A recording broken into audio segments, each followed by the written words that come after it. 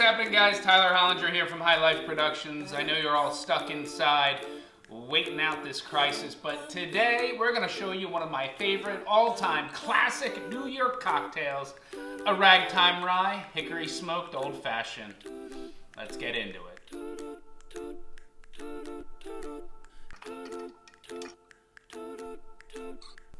Alright, so today our Hickory Smoked Ragtime Rye Old Fashioned is going to have a little bit of a twist to it. Now this is my Old Fashioned, and I might not be your Old Fashioned or your father's Old Fashioned or your Old Fashioned's fashion. Can I get an Old Fashioned? But we're going to do a couple things that are a little bit different. First off the bat, what we have here is a combination of two rye whiskeys. We have the Mr. Katz Rockin' Rye and the classic Ragtime Rye. Now what's interesting about both these liquors is this one right here, the Rockin' Rye, is essentially an Old Fashioned in a bottle.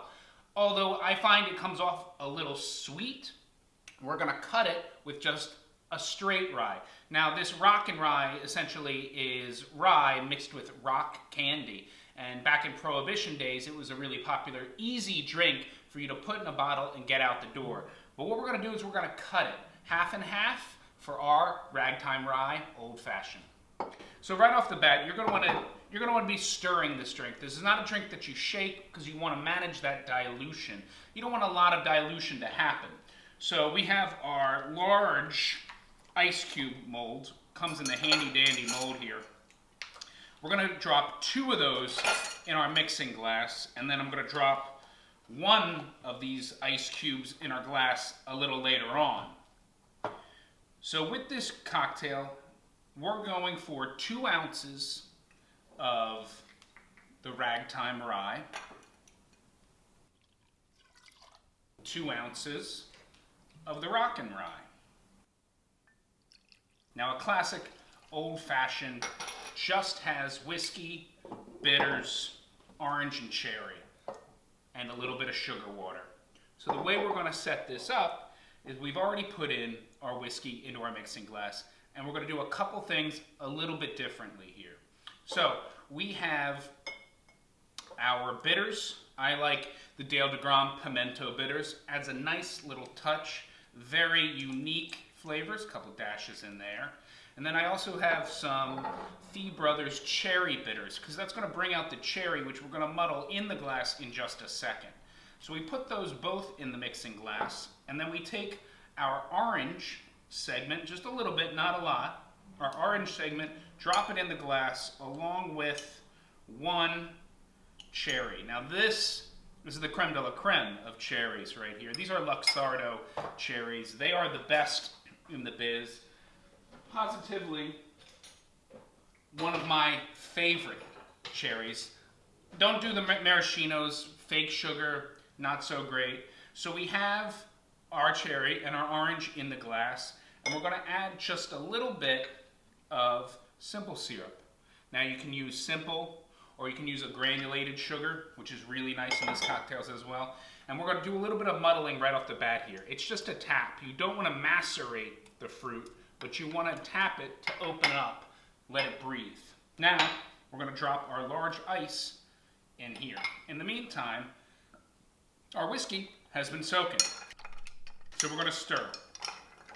You want to do about 20 times a stir to manage the dilution and mix both the bitters and the whiskey around before we put it in to our glass and then into our smoking box.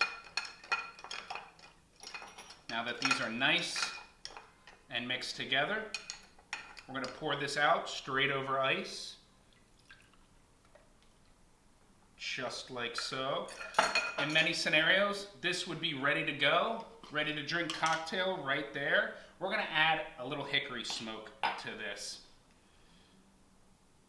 A little bit of hickory right in our smoking box, and then we open up the door and set her in.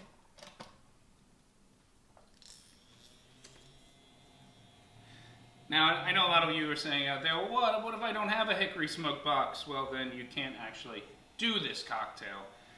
But these boxes are very easy to come by. We use it a lot in our restaurant here in New York City. It's great for smoking a variety of different cocktails, from Manhattans to Old Fashions, Negronis, anything that you want to have a little touch or a little hint of that sort of woodsy, smoky feeling. Also, it's great presentation for people at the bar.